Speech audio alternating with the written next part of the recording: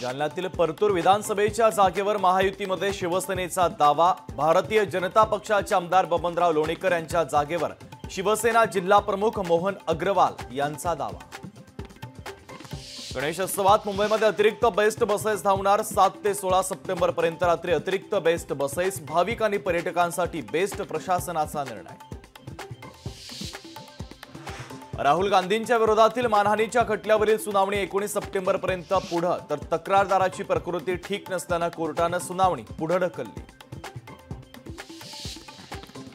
उपमुख्यमंत्री अजित पवार गडचिरोलीच्या दौऱ्यावर। जनसन्मान यात्रेच्या निमित्ताने अजित पवार गडचिरोलीच्या दौऱ्यावर। केंद्र सरकारनंतर आता उत्तराखंड सरकारचा स्वतंत्र आदेश। सरकारी कर्मचाऱ्यांना आता संघाच्या शाखेत तसंच संघाच्या कार्यक्रमात जाता येणार। मुंबईच्या परळ भागात आगीची घटना। कमला मिल परिसरातील टोलेजंग इमारतीला लागली भीषण आग। मुंबई ते गोवा महामार्गावर वाहनांच्या लांबच लांब रांगा। वडखळ ते कासवानी कोलाड ते लोणेरे येथे वाहतूक कोंडी।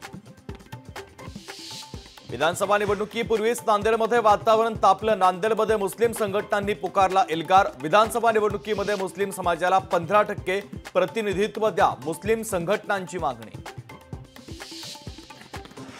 केंद्रीय सरकारी कर्मचाऱ्यांची दिवाळी गोड होणार। महागाई भत्त्यात 4% वाढीचा प्रस्ताव।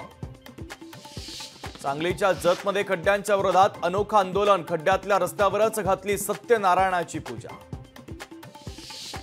साताऱ्यातील कोयना धरणातून सोडण्यात आलेल्या विसर्गामध्ये वाढ। धरणाच्या 6 वक्र दरवाजातून 52,642 क्युसेक पाण्याचा विसर्ग। लोकशाही मराठी ऐका, पहा, जागरूक रहा।